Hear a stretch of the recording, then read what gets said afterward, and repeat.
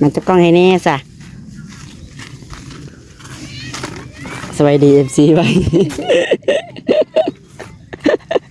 มาโอ้ยหาว่าน้องครับหาแรกกันช่วยเลยเฮ้ยขนาดเพียงก็ได้ดอกกันแองหลายได้ไปเอ้ยเอาแปะเคยหวานอยู่บ่แปะบ่เคยฮะบ่เคยได้ครั้งแรกกันเนาะ อันนี้จะเป็นน้องวีแม่ธันวาเนาะวันนี้กำลังมาติดมือไว้นั่นน่ะเขาเปียกนะเขาไม่ยังเปียกอยู่เลยยังทันได้แห้งอันนี้ก็จะเป็นน้องรันเพิ่นพี่น้องนี่แม่ก็สู้ๆเด้อแม่ก็สู้ๆเด้อFCเป็นกำลังใจให้หลายคือบรรยากาศดีเนาะดีครับฝนตก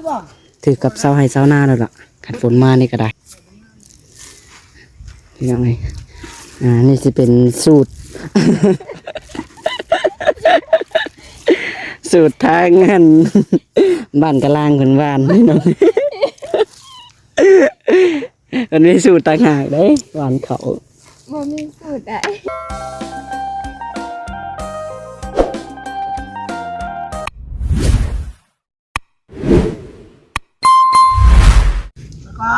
มาได้ลงก่อนได้บาทนี่ไปพี่น้องเตรียมสิลงกวานก้าก่อนเนาะ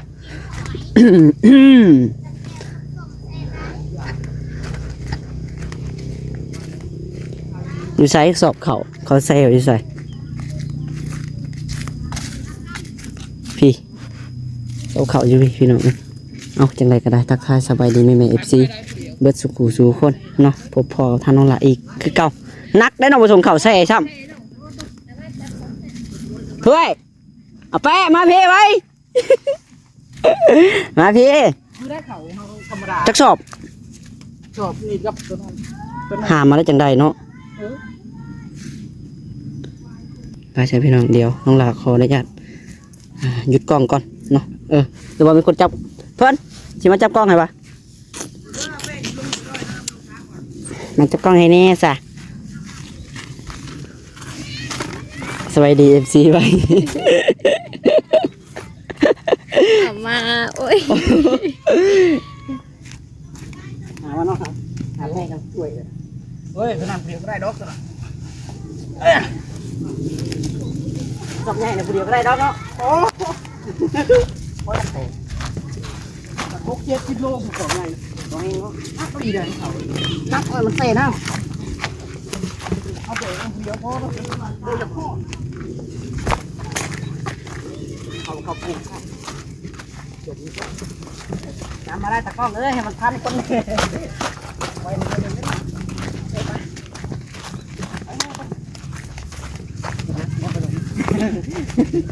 เริ่มจะรุดแล้ว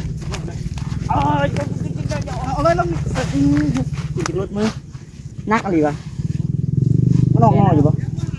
ยัง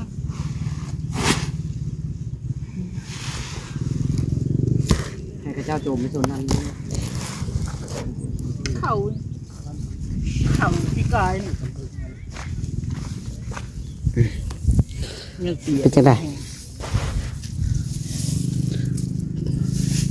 เอามาจะบรรดาเสยจะคืนนั่นเป็นเสยจะคืน2 3 คืนก็ออกนอแล้วเนาะปกติยักษ์เสยจะคืน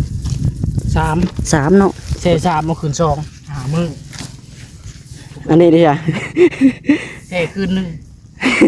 เสย2 คืนเสย2 คืนแล้วคืน1เนาะบ่ฮอดคืนได้คืนเช้าหวานเลยเอาเลยช่างยางตัวเป้าเนาะยังว่าจะท่วงให้เอากระสอบมันเนาะจะเป็นปุ๊บมันบ่ได้ลงเลยเพิ่นสิลงบ่หาแปะลงอยู่ลุ่มผู้วางกลางน่ะย่างเป็นแถวเด้อแปะเด้อย่างเป็นแถวแล้วเป็นปุ๊บเนี่ยแปะมันบ่เห็นมันบ่เห็น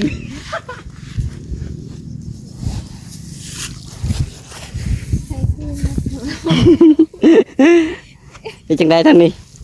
หมอ ใส่ฝดอยู่ลองก็ได้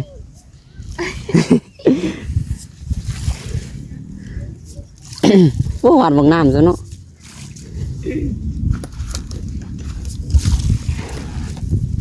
ลงกาอย่าแห้งลายได้ไปเอ้ยเอาแปะเคยหวานอยู่บ่แปะบ่เคยฮะบ่เคยได้ครั้งแรกกันเนาะปุ๊บมันบ่เห็น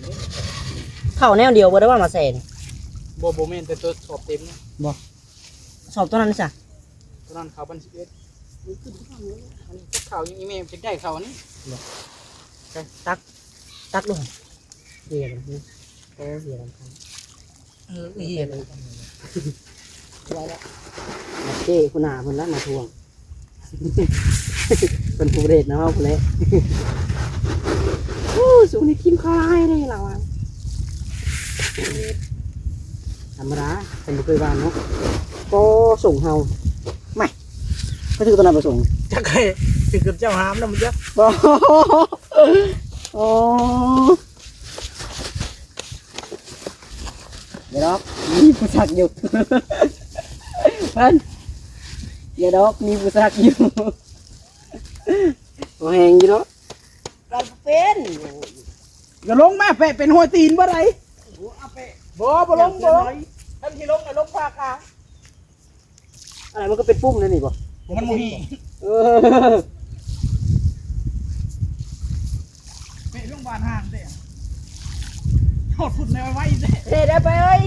ที่ไหนได้โอ้ยเบิ่งบันมันออกพุ่นฮะเบิ่งบันมันออกอ่ะมีแต่คนบ่เคยหวานชาวเกยขันยางกลางใครนี่นึกไม่ดีนะบ่แปะเอาแปะเดี๋ยวนั่นแหละเดี๋ยวนี้บ่พอแห้งหวานกาแต่บางเก่าเนาะทำดี ไว้เดี๋ยวมาคือ มาได้พี่เอ้ยเกือบบนชอบเลยว่ะเนื้อแป้งเคยวางได้ดำกว่า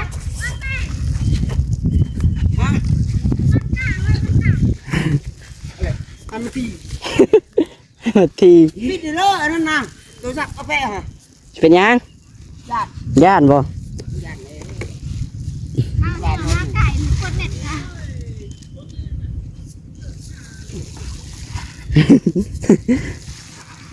วันแรกเลยชวนกันไปหาพื้นต่อพี่น้อง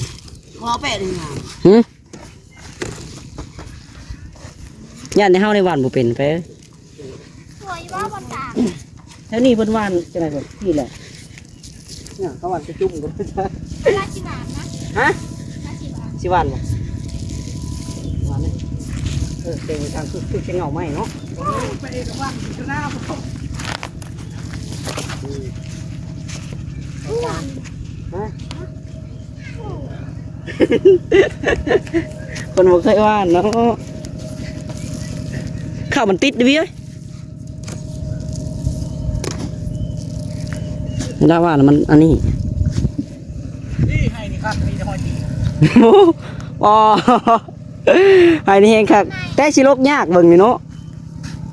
มีแต่ห้อยตีนคัก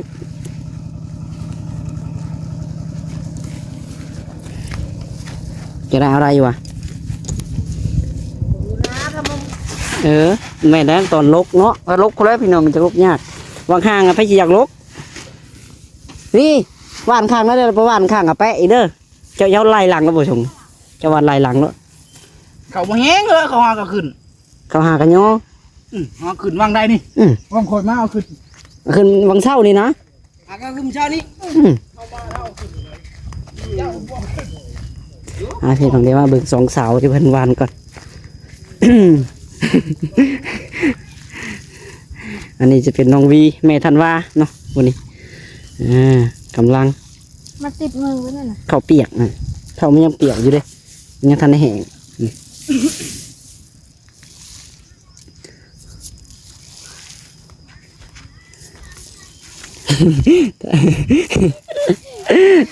ทางนี้ก็จะเป็นน้องรันเพิ่นพี่น้องนี่เป็นจังได้เบิ่งทรงก็จะเป็นอยี่ดอกหวานนี่ใครก็น้องหลาวจักเนาะ กัน เปียกกันมันหัวเนาะ มันไปจะได้แปะมันห้อนบ่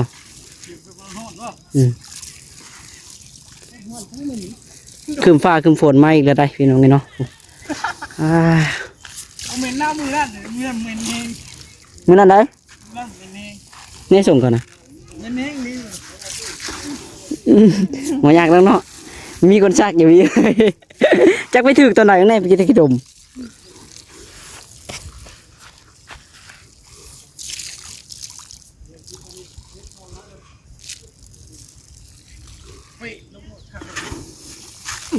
สาวันเขา เอาแปะแปะก่อนโอ้ หัวเขาได้ออกที่หัวเขา ข้างในได้ไปเอ้ย โอ้ยงามบานมาออกมือเลย บอดจุ่มมาจุ่มแล้วเนาะ โย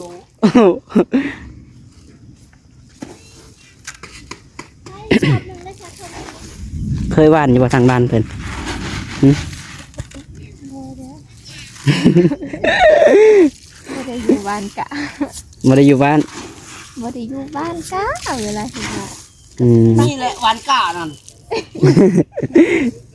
เพิ่นเวลาเฮ็ดนามีแต่หนี่ไปเฮ็ดงานเนาะ เพิ่นบ่ค่อยหว่านกล้าได้อพี่น้องเอ้ยมาพี่ได้หว่านได้มาพี่เนาะ เย่เบิ่งคอแป้งออก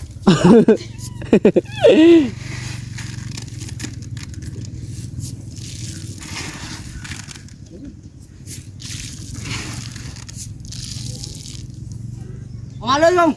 มืดอ่ะพออยู่กลางเลี้ยงอ่อนเลย ถ้ามันฮอดได้บางกลางกันเด้อ มันบ่ฮอด สั่งกระลงย่างเด้อพี่ หน้าตามันละเดียวนี่ค่ะ ฮะคิดว่าลงย่างเป็นแถวเลยนะขางไปขางมัน เนี่ยแม่กินข้าวหากระยาสิบ่ เนาะดึกเข้าสิบ่ฮอดกลางเนาะ กินเนาะ ความเธ นี่ อ เราบ่ฮอด ดึกใจเฮาต้นไม้อะไปไผสิหว่านสิเหงาไม้มันลกยาก ออกเบิด บ่มันลกยากอะไปแถวๆเหงาไม้น่ะ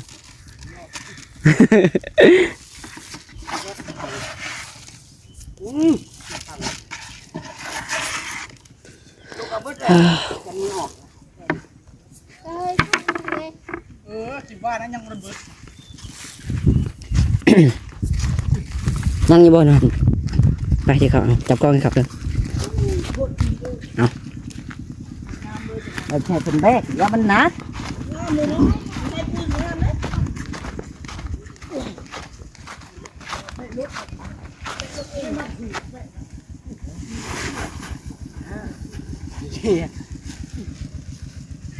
ไปสุกได้นี่สุกลงให้นาได้เว้ย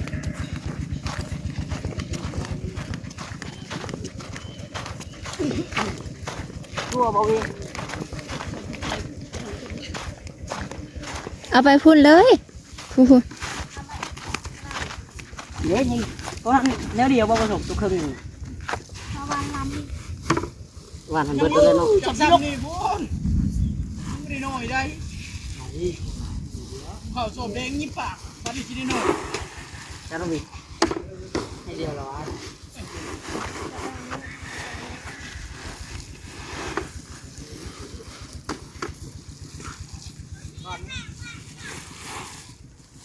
เปะวันกาเป็นคนนักขี่เลยก็หาขี่มาติดกับปู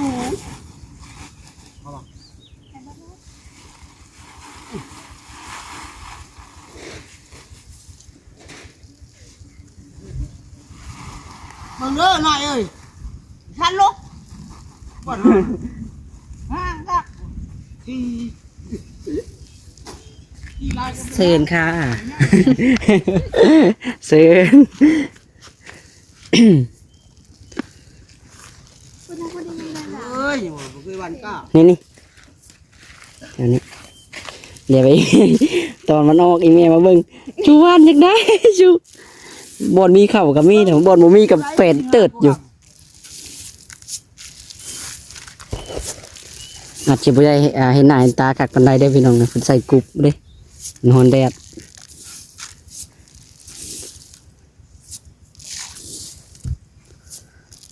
คนไม่ให้อายกล้องซ้ำบ่อายเฮ็ดหยังกล้องเนาะแปะแปะไปอายบ่กล้องไปเอาข้าวน้ำบ่ส่งน่ะ แต่ยังอีบอก ยังอยู่ไรไปไหมเรานักนะ แบกมาโลด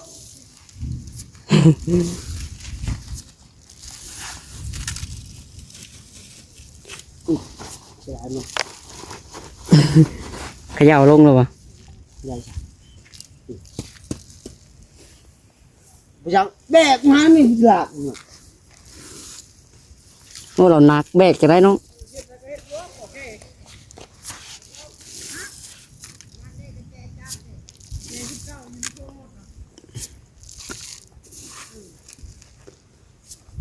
ฝนตกดีได้พี่น้องในแถวนี้เนาะแต่บ้านน้องหล่าตกซุมือวานนี้ก็ตกซื้อนี่ก็ตกพี่น้องมื้อนี้ก็สิมาอีกแล้วนึง ฝนตกเลยฮะ คือบรรยากาศดีเนาะดีครับฝนตกถือกับเสาให้เสาหน้าแล้วล่ะขัดฝนมานี่ก็ได้พี่น้องนี่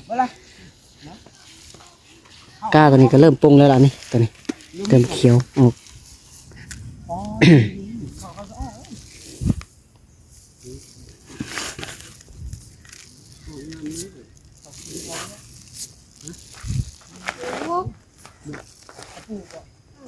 เป็นจังไงฮะ เป็นจังได้เมื่อยบ่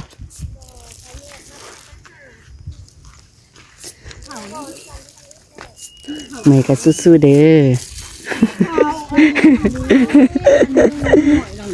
เมื่อยก็สู้ๆเด้อ FC เป็นกำลังใจให้หลาย FC บอกว่าอย่าอายกล้องเด้อมันวะ ในแฟนเป็นยูทูบเบอร์เป็นสายยูทูบเบอร์อันสะพานบุญพันวะว่าต้องอายกล้องเด้ออะไรก็ต้องได้เข้ากล้องนำกัน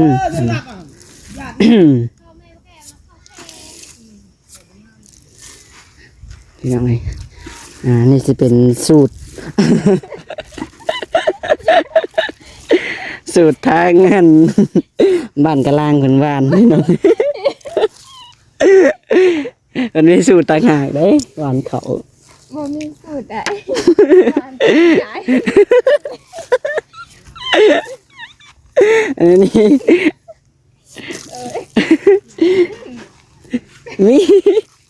มีอะไรสูตรเพิ่นน่ะนี่เห็นหวานน่ะไม่คือหมูนะ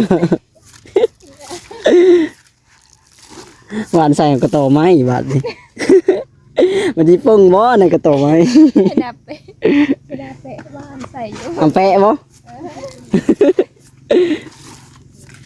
เอาแปะก็ยังหวานใจเราอ่ะ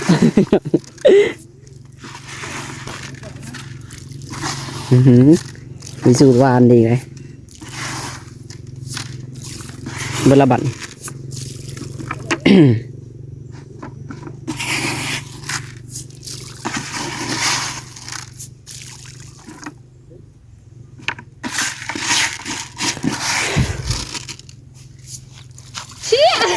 เอ้ามีอีหยังโอ้ยสิโตขนาดแล้วนั่นแหละใส่สูตรใหม่หวานเข้านี่แหละสิโตขนาดเมื่อกี้นี่สิเป็นวินแล้ว อันนั้นนะมัน พลาด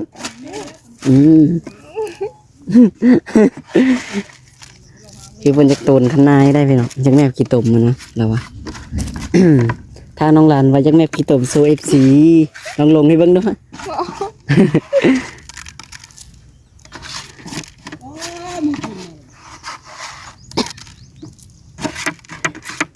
เบิดปุ๊บไปวันทางเขาน้องมัน อันนั้นเลย เข้า คนจะทำ หันจ้องแผ่มาน้องวี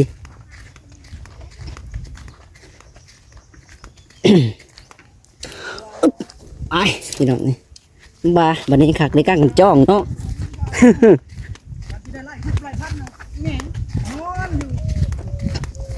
กับสูตรละดูดำให้ดำหน้าแล้วพี่น้องเลย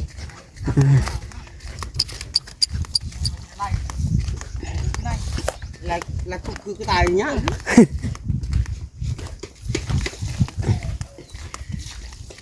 ป่ะชิวานเบิร์ดบวีฮะ แม่บอกเอาที่ได้ฉัน โอ้ตัว เอาแบบตาเดียวมันพอเลยนะโอ้เห็นซ้ำ ขันกล้าที่มันสั้นเนาะบอกงามพอมั้งลำจังหน่อยละพอเด้อมันเหลือกะจังไรเนาะ เรืออะไร เอาไว้ ไม่เรืออะไร บอกว่า คนที่ต้นน่ะคนที่ต้นล่ะแม่คนที่ต้นล่ะ คนจิตตดแล้ว เปิดมาล่ะคนต้นยามันดิยาคนต้นบอก เอาแป้หวานกล้าจังบ่ได้มึงนี่ อะไร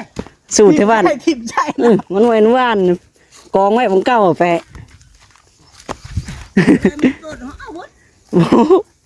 เอาว่าถ้าเบิ่งบัดมันบ่ได้จุ่มๆนี่ให้เพิ่นลกผู้เดียว ลูกน่ะมันเป็นยังไงเราเอาไปดำมันครับ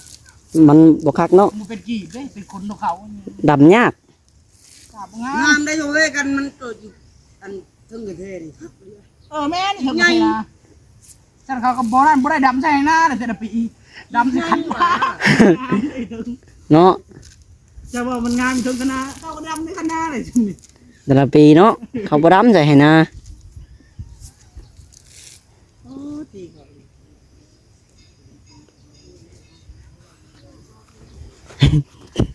จ้ากัน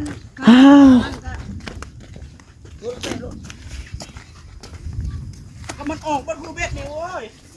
รับนี่ที่ปลาที่ปลาพอตรงหนึ่ง จักมันเป็นจังได้เนาะแปะ โอ้ยงาม มีแต่ว่างามเงากุกเชือกแล้วว่ามีแต่เม็ดเข่าเพิ่นหวานใส่ อู้แปะเห็ดแต่แล้ว กบไม้บอก ในสิมานนะฮะตะกร้าให้นี่เนาะผู้ชมเนาะมื้อนี้กระปุกน้ำก็อยู่ในกุกเชือกอีกในสิมานเลยนะ ออกอ่ะ เอ้ย แม่ท่านนี่ยางมาฮอดที่หรือว่ามีที่ไม่จอเป็ด เองแล้วยืนมาไม่หันจะไปเราต้องไม่ทำคุณธรรมหลาย น้องหลาดเป็นคนจับกล้องพี่น้องเอ้ยอันใดแต่ว่าให้กำลังใจเมีย ให้เพิ่นหวานเมื่อกี้นี่อยากหวานอยู่เป็นน้องหวานน้อยเดียวโอ้ยพี่น้องว่าโอ้ยหวานก็ยากหวานก็ยากแล้วว่าถ่ายคลิปโลด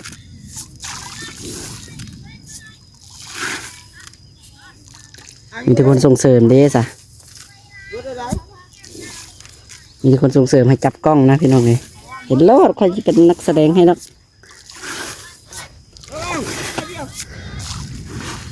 เต็มเลย มีสูตรหวานนี่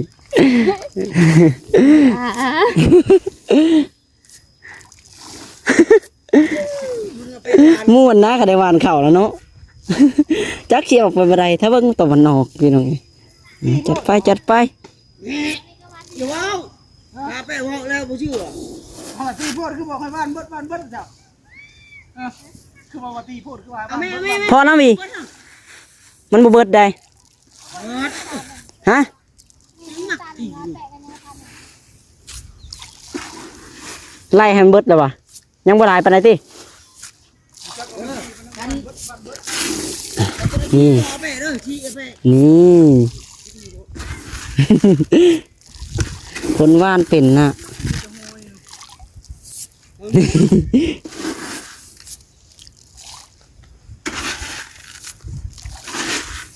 เอาแล้วไม่เอาเดี๋ยวมาเอาเบิดเลยฮะ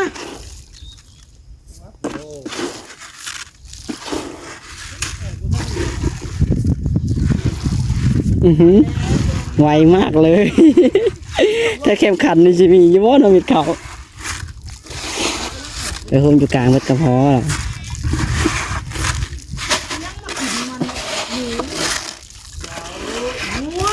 มาว่าจากบ้านให้มันเบิดไฟทีมเกิบอยู่นี่ เอาแป้ทีมเกิบนั่นนี่ยังกินตะกิ้งเดียว ปีตาปีงาม พอแล้วไป ไปจ้ะพี่น้องโอเควันนี้เรียบร้อยเนาะสำหรับคลิปนี้ก็สิขอโตวไปก่อนพี่น้องจังไรก็ขอขอบคุณใจหลายๆเนาะ FC เบิดสุขุสุคนที่คอยเป็นแรงบันดาลใจแล้วก็กดไลค์กดแชร์พี่น้องกดติดตามเนาะเพื่อสิบ่ได้หัดพลาดคลิปใหม่ๆจากน้องเซล่าเนาะพี่น้องเนาะเอาจังไรก็ขอขอบคุณใจหลายๆได้อพี่น้องเด้อป้าสำหรับคลิปนี้ก็จะขอกล่าวคำว่านะพี่น้องเนาะโดยสบายดีบ๊ายบายกล้องไอ้เพิ่น วันหนึ่ง บายบายสิเออ